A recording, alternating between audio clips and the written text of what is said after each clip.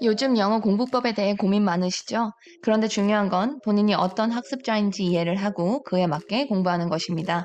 오늘은 연예인 중 영어를 잘하는 두 분의 사례를 보면서 내가 어떻게 영어 공부를 해야 하는지 알려드릴게요. 해외 출생자는 제외하였습니다. 바로 장원영님과 제니님입니다. 두 분 다 K-팝을 대표하는 인물로서 영어를 굉장히 잘하시죠? 두 분 모두 영어 인터뷰에도 굉장히 능수능란하신데요. 두 분의 영어 백그라운드에 차이가 있습니다.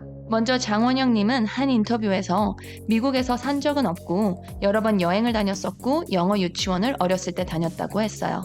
보통 학교를 만 7세쯤에 들어가니까 장원영님도 7세 이전에 영어 유치원을 다니셨겠죠. 그 이후에는 한국에서 일반 교육과정을 밟은 것으로 알고 있습니다. 반면에 제니님은 만 9세에 뉴질랜드로 가셔서 14세까지 그곳에서 생활했다고 했어요.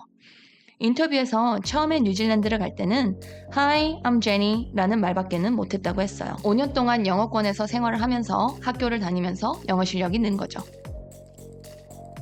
두 분 다 영어를 잘하시지만 느낌이 좀 다릅니다. 장원영님은 한국인이 영어를 잘하는 느낌이고요. 제니님은 원어민처럼 영어를 자연스럽게 구사하는 느낌이 있죠. 이 차이는 발음 때문만은 아닙니다. 두 분 다 발음이 너무 좋아요. 차이는 바로 영어 문장을 구성하는 방식, 영어 문장 구조에서 나옵니다. 그렇다면 영어를 시작하는 시기는 장원영 님이 7살 이전으로 더 빠른데 왜 차이가 나는 걸까요? 가장 큰 차이점은 영어를 어떻게 받아들이고 있느냐입니다. 제 의견으로는 장원영 님은 영어를 외국어로 받아들이고 있고 제니 님은 영어를 모국어로 받아들이고 있는 것으로 보입니다. 언어를 모국어로 받아들이는 시기는 12세까지예요. 몇 살에 영어를 처음 시작하든 12세까지 영어가 주 언어로 사용이 된다면 모국어로 받아들일 수 있습니다. 주 언어라는 건 미디어로 접하는 것이 아닌 실제로 인터랙션이 가능하게 일상 곳곳에 스며들어 있어야 합니다. 예를 들어서 학교를 다니거나 아니면 양육자 중 최소 한 분이 그 언어를 사용하시는 식으로요. 그 나라가 한국이든 미국이든 뉴질랜드든 호주든 상관은 없어요. 장원영님은 영어를 7세 이전에 시작하긴 하셨지만 그 이후에 한국에서 학교를 다니면서 계속 한국어를 주된 언어로 12세까지 사용을 했어요. 제니님은 영어를 9세에 시작하셨지만 9세부터 뉴질랜드에서 학교를 다니며 영어를 주 언어로 12세 또 14세까지 계속 사용하셨죠. 그렇기 때문에 장원영님은 영어를 외국어로 익힌 것이고 제니님은 영어를 모국어로 받아들이게 된 것으로 보입니다. 이게 두 사람의 영어 차이를 만드는 가장 큰 이유입니다. 요즘 영어 유치원 보내야 할지 고민하시는 분들 많으시죠? 영어 유치원은 효과가 있기도 하고 없기도 합니다. 첫 번째, 영어 유치원을 다닌다고 영어 스피킹을 원어민처럼 유창하게 잘하게 되지는 않아요. 다시 한번, 한국에서 어렸을 때 한국 아이들이 영어 유치원을 다닌다고 자라서 영어를 원어민처럼 스피킹할 수 있는 건 아닙니다.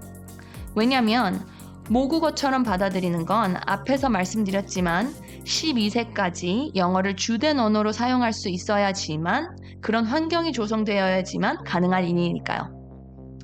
한국에서 7세 혹은 8세에 초등학교 입학한 이후로는 한국어 환경으로 바뀌면서 영어 유치원에서 하던 감을 아이들이 잃어버려요. 그래서 결국 영어 유치원을 다닐 때는 모국어 비슷하게 받아들이다가 결국 초등학교를 들어가 버리면 영어가 외국어로 바뀌어 버립니다. 두 번째, 그러나 장점도 있어요. 영어 유치원을 다니면 아이들의 발음이 원어민처럼 좋아지는 장점이 있습니다. 어릴 때 영어 유치원을 다닌 덕분에 장원영님처럼 발음이 좋아질 수 있습니다. 이렇게 좋아진 영어 발음은 어릴 때 익혀놓으면 성인이 되어서도 잘 유지가 됩니다. 장원영님을 보시면 and라는 말을 할 때도 and 이런 느낌으로 성인이 되어서 배울 수는 있지만 조금 어려운 원어민이 구사하는 영어 발음을 하고 계시죠. 한국 사람들은 특히나 뭔가 성인이 되어서 영어 발음을 굴리는 사람을 보면 서로 뭔가 눈치 아닌 눈치가 있잖아요. 그래서 저랑 공부를 하시는 학생분들도 영어 발음을 굴리고 싶지만 다른 주변 분들의 눈치가 보여서 일부러 더 한국식으로 발음을 한다라고 말씀을 하시는 분들이 계시거든요.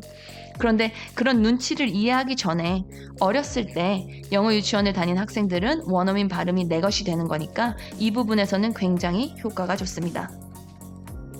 결론을 내리면 영어 유치원이 영어 실력 향상, 스피킹 실력 향상에 결정적인 영향을 주지는 않지만 원어민식으로 좋은 발음을 습득하는 데는 확실히 도움이 됩니다.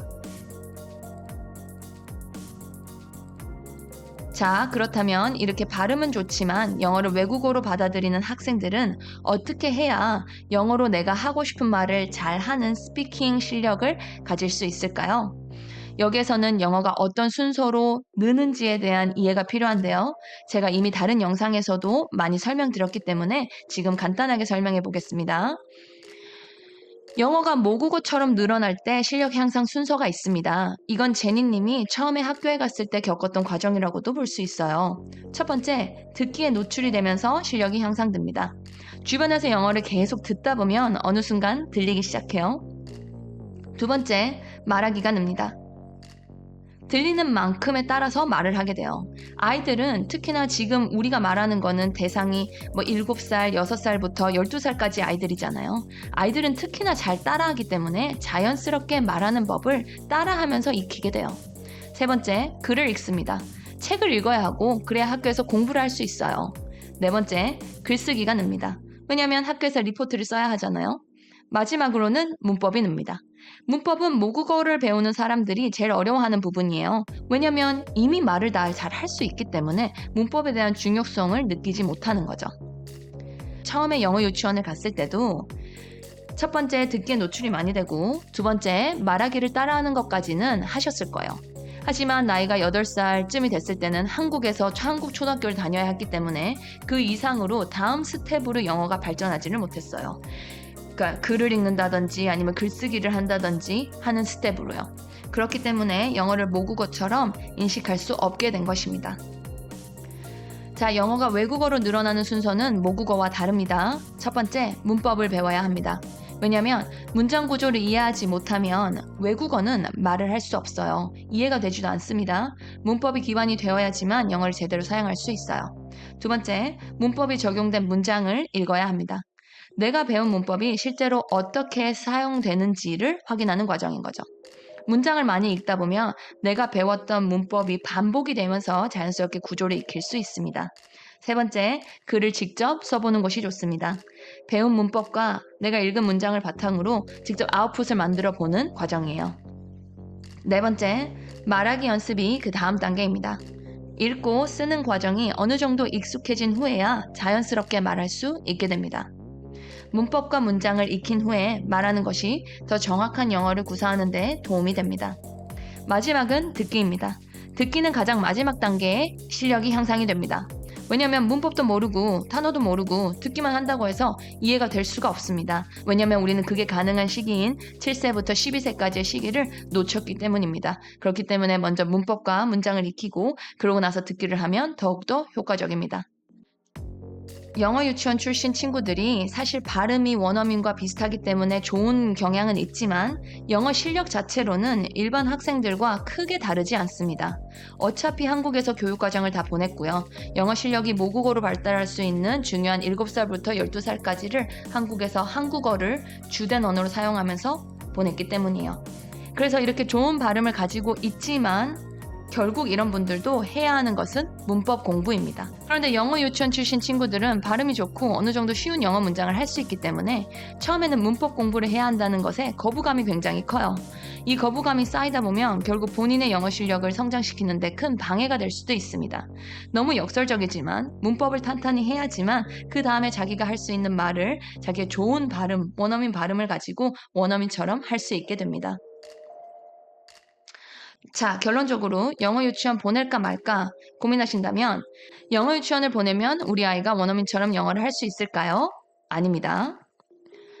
영어 유치원을 보내면 우리 아이의 발음이 원어민처럼 좋아지는 데 도움이 될까요?